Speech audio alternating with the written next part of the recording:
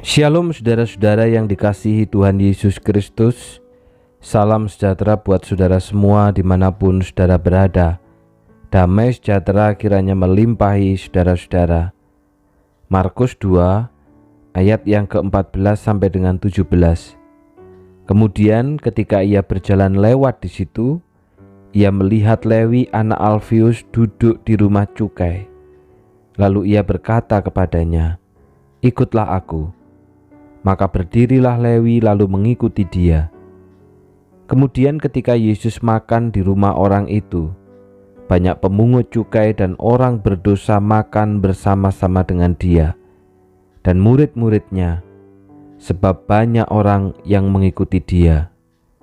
Pada waktu ahli-ahli Taurat dari golongan Farisi melihat bahwa ia makan dengan pemungut cukai dan orang berdosa itu, berkatalah mereka kepada murid-muridnya, "Mengapa ia makan bersama-sama dengan pemungut cukai dan orang berdosa?"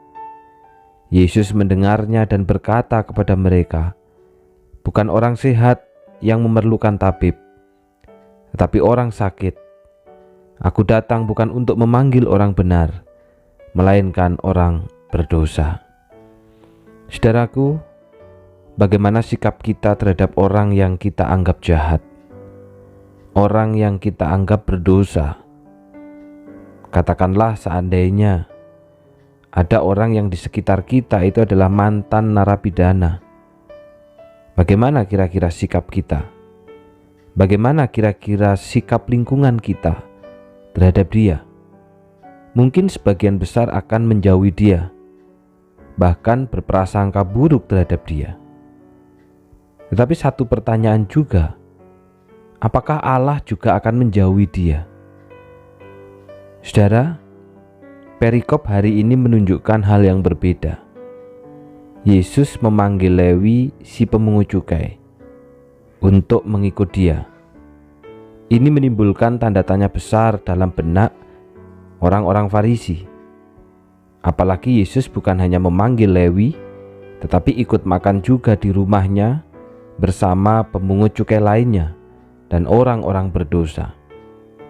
Bagi orang-orang Farisi, pemungut cukai serta orang-orang berdosa adalah kelompok yang harus dijauhi.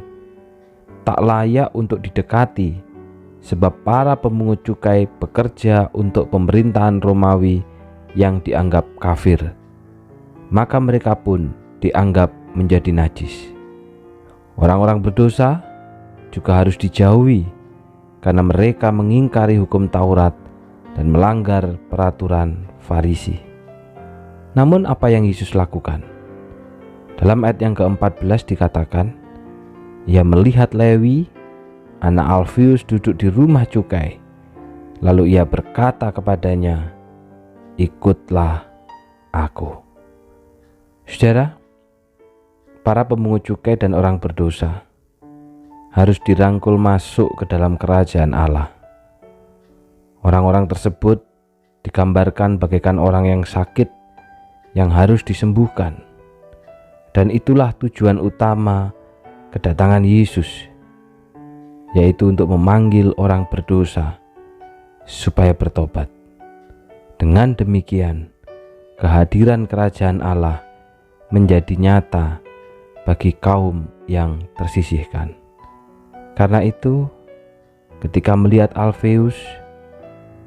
melihat Lewi anak Alfius, Yesus berkata, "Ikutlah aku." Saudaraku, sebagai pengikut Kristus, bagaimana sikap kita terhadap orang-orang yang dikucilkan? Bagaimana dengan gereja kita?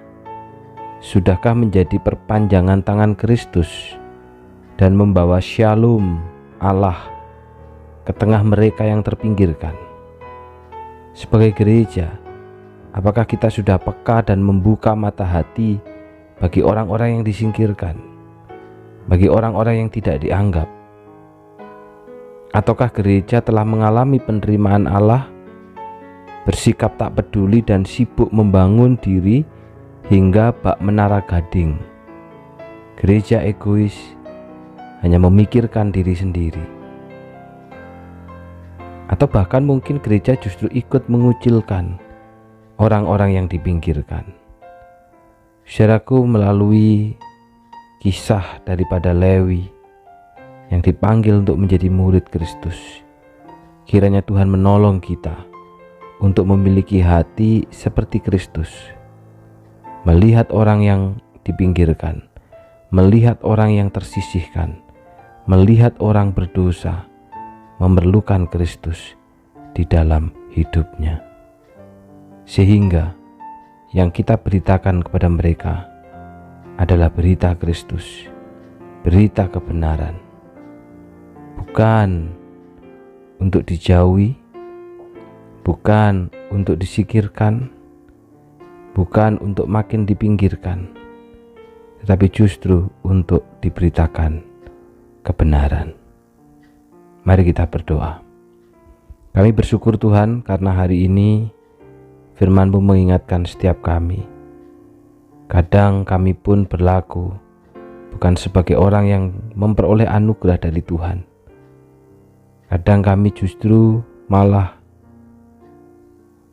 membuat tembok-tembok pemisah, sehingga orang yang terpinggirkan, orang yang tersisih tidak dapat datang kepada Tuhan, bahkan mengalami shalom itu.